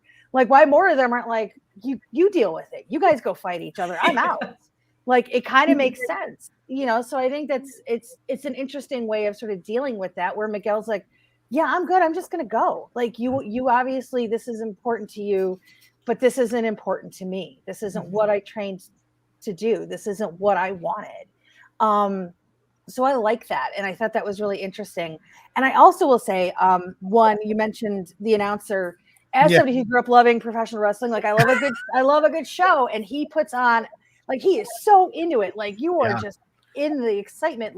I've never been to a local sports match of any kind, where there was either just regular mat wrestling or karate or anything like that, where anybody gave that kind of energy to it. So give me the razzle dazzle. And I love that. And I will say too, I love the fact that the women were the highlights. They were Yeah, because the whole show has been very male dominated. Mm-hmm. And I like the fact that for that moment, it was the women that were sort of front and center, which again was oh, okay, cool. Because again, it changed it sort of changed what we thought was going to happen. Yeah. It sort of, the stakes kind of are different by doing that. It gives both actresses a chance to sort of be in the spotlight in a way that they deserve, because they've had this storyline going now since season 2. Like, we needed that payoff. Mhm. So I just thought it was really a really smart way to frame everything. But it's interesting because I'm like, do we do every 2 seasons or so? Like, is it always going to be about the tournament? Like, where Yeah. does the drama come from here? So They've got to go to college at some point, Right? You would I think. mean, like, especially what happens when you can't be Sam. in the All Valley under 18 karate tournament anymore? Are you in the All Valley over 18 karate tournament? Is such a thing exist? Oh, Will God. it exist now? I'm curious to see. Adriana, do you have any other thoughts you want to add about the tournament? I like how overly dramatic it was. Like, I did like the announcer and how it was so much almost blown out of proportion. Like the Super Bowl, they made it seem like it was like, bigger than the Super Bowl by getting someone like Carrie Underwood, and they were really dramatic announcing everything, like making it seem like, oh, sudden death match. So I really like that, and how it took, well, because they were literally talking about it, I think, since season 3, the All Valley tournament again. So I like how it took more than one episode just to get through that, and like actually showcase all the characters. Like, you have Dimitri doing those sword things, I don't know what they're called, and then you have Hawk winning, and then you have Miguel, Robbie, so you get to see all the characters, even the new ones, fighting on the mat, which was really cool. So yeah, that's like, I don't have obviously a lot to say, but to expand on what you guys said, but yeah, I really like that, and we got to spend time seeing everybody and all those dynamics play out. So Yeah, it was great. And then they end with a whole bunch of cliffhangers in true fashion. So does anybody have any like solid predictions for next season? What do you think is going to happen? Karate. Yeah, I bet you're right. I love, like, honestly, Drama. like, I feel like, I think we live in a day and age where I think a lot of us can sort of telegraph like where things are going to go. And I think for me, that's what I liked about Cobra Kai, because I just was expecting we're going to start. We knew Terry Silver was coming at the end of season 3. Kreese makes his phone call. Yeah. I was not expecting, when Terry Silver picked up the phone to take that phone call, that he would just hang up on him.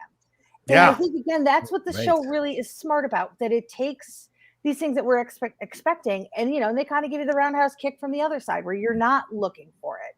And I think it's really, really smart. And so honestly, like, I don't know where this goes. Like, does Miguel like just end up moving with his dad and becoming like, one of his evil henchmen or something?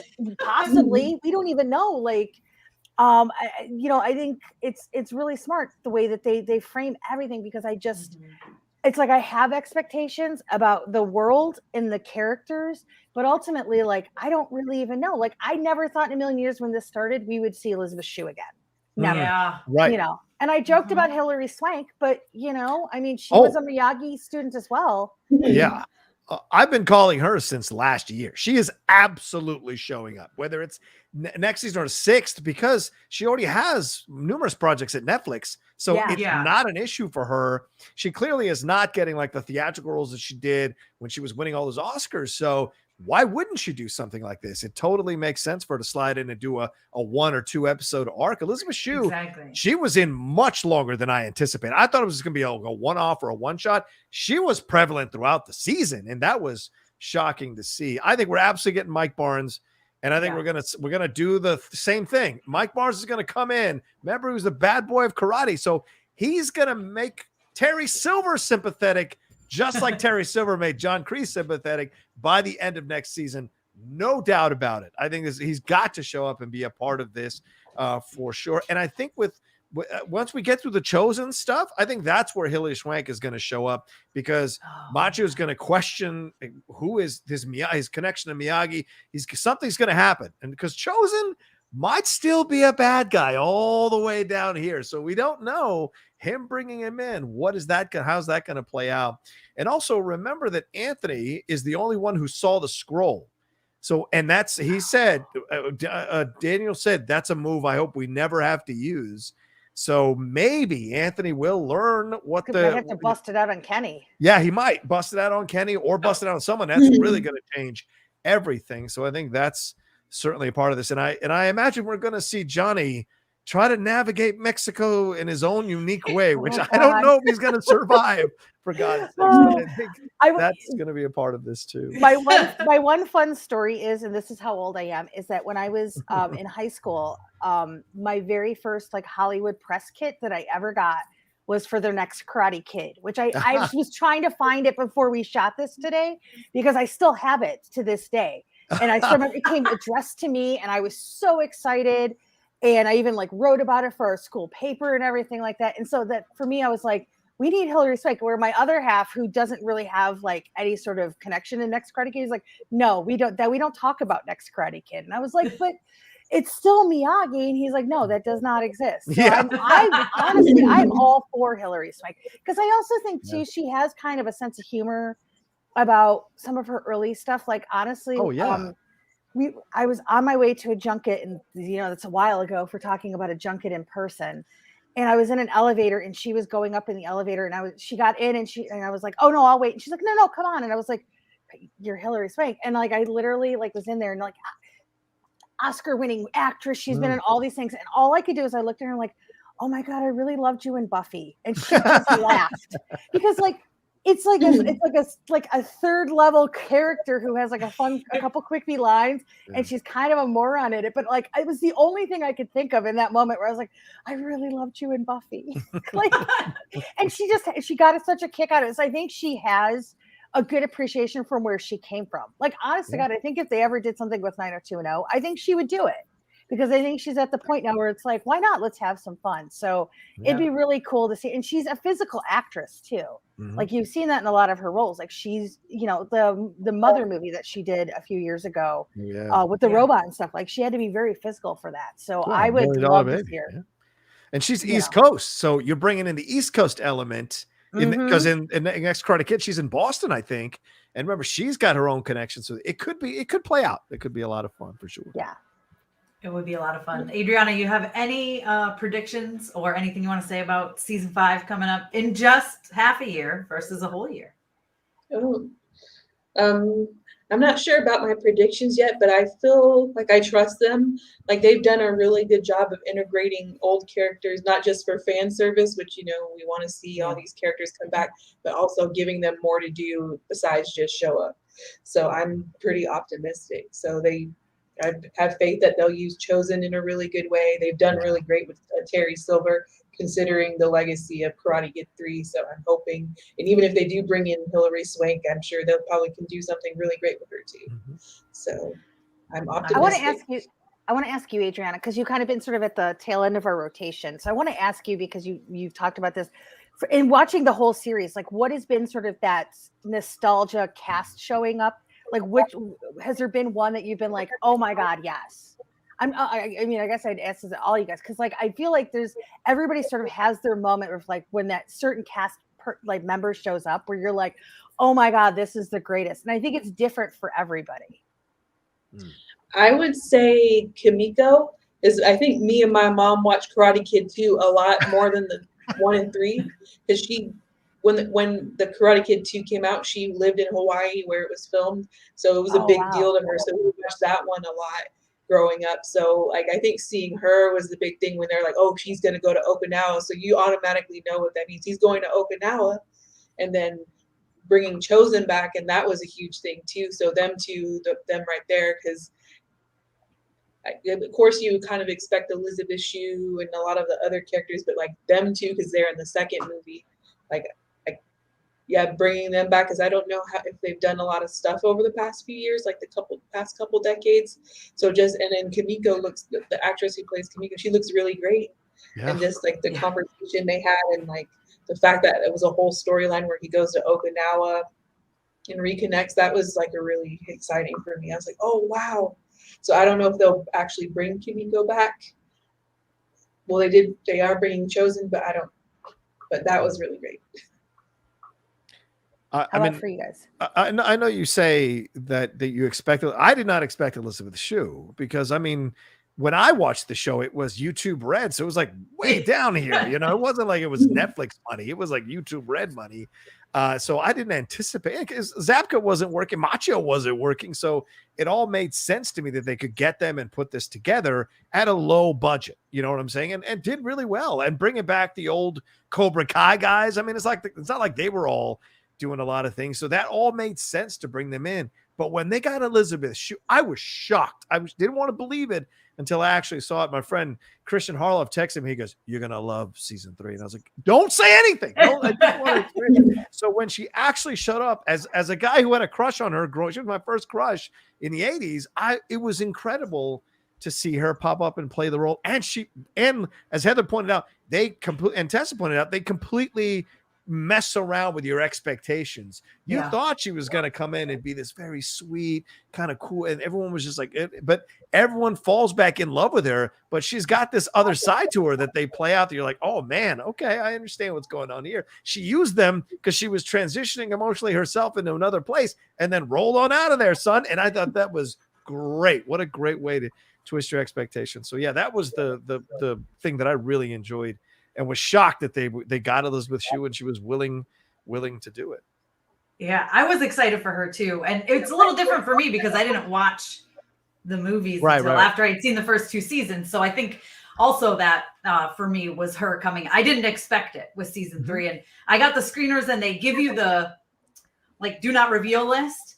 But for Cobra Kai season 3, I remember it was pasted into the email, not like an extra, usually if you open an attachment, it was bam, right there. And she was right at the top. And I was like, oh, it totally ruined. I was like, are you kidding me?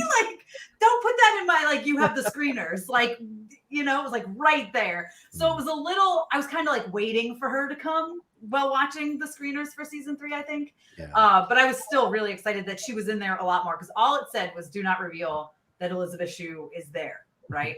So I was really expecting, like you had said earlier, John, maybe half an episode, maybe a whole episode. I didn't think she'd be in it that much. A FaceTime call. Yeah. Right. Exactly. She's not even there in person. Yeah.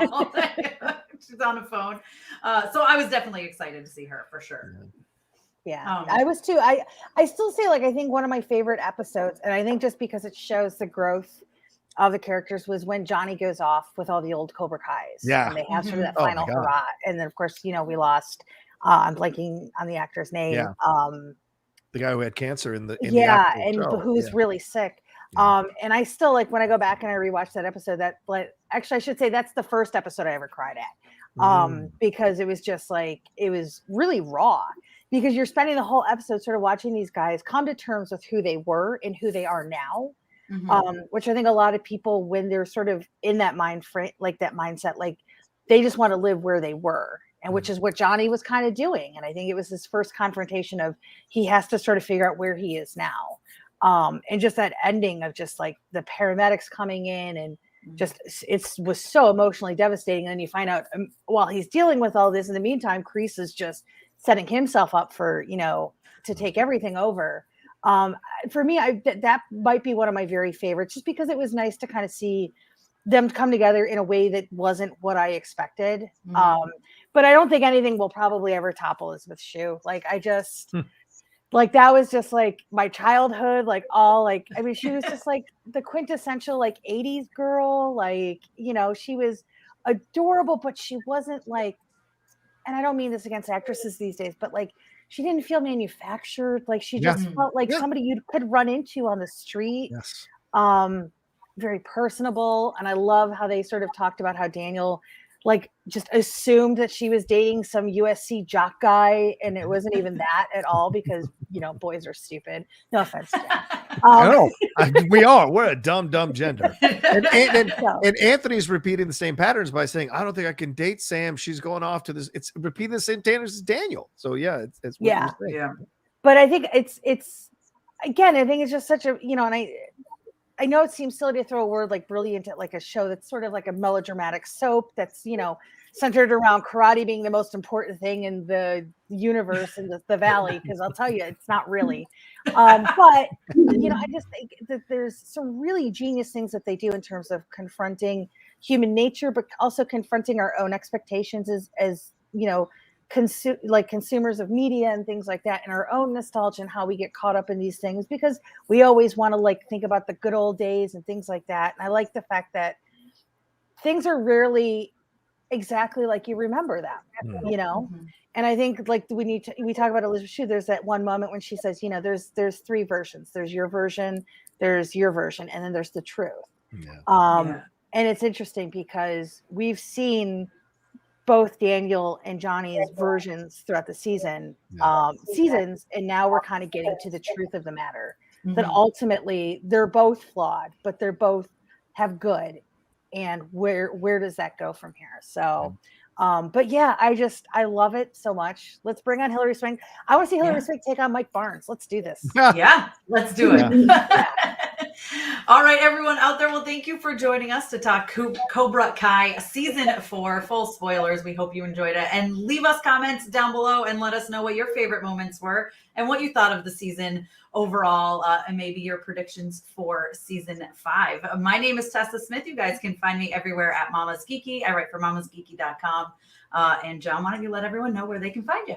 Oh, well, first, thanks for having me on, and it's great meeting all three of you. I've seen you all on Twitter, and I've read your stuff or followed, so it's nice to kind of see you all's faces. You can follow me at The Rocha Says on Twitter and on Instagram. I produce and host shows for my own outlet, The Outlaw Nation, there on YouTube. You can go and see all of that, and I'm on Twitch. The old man's on Twitch, The Outlaw Nation as well, messing around there. So go and find me with all the stuff I do there. And my podcasts about film, The Top 10, The Cinephiles, and The Geek Buddies are out there to download wherever you download podcasts. Awesome. Heather, how about you? I am over at dailydead.com. I also forgot to mention at the beginning that I recently published a book called Monsters, Makeup, and Effects Volume 1 that features interviews with 20 different special effects artists. So that one is out now. The second volume should be out later this year, because we are officially in a new year, and it's so weird to think that. And you can find me over, as I said, on Twitter at The Horror Chick. I also co-host Horror BFFs over at Corpse Club, which is through Daily Dead. And then my Horror BFF and I, we also co-host a podcast together at his site, fthismovie.net, called Craven, where we dig into all the films of Wes Craven. And I just want to say, because I so regularly get put into the horror box, I never get to talk about stuff outside of it. And I love it. I love horror. But I've been dying to talk Cobra Kai. So I was so excited for this, and I really appreciate being a part of this. So thank you for letting me my geek flag fly a little bit, because it was just nice to sort of break out a little bit. I love it. I hear you, because I'm always in that Marvel DC comic book stuff, and I'm like, I like other things too. I promise you, it's not the only thing I like. Adriana, can you let people know where to find you? Yes, so I have my website, thecinemasoloist.org, and I do a lot of freelance work, so I'm all over the place elsewhere. You can see bylines for me elsewhere. And I am on Instagram and Twitter at Adriana in Bloom, and I think Facebook as well. Awesome. Well, thank you guys for joining me today. This was so fun to do. And we've got, I think Pop Council is coming up here on the Hollywood Critics Association YouTube channel tomorrow. And The Long Box, which I co-host, which comic books, ties your comic books to your favorite movies and television shows. That's on Wednesdays. We are taking one more week off for the holidays, but we will be back the week after that. All right, everyone. Well, thank you. Thank you.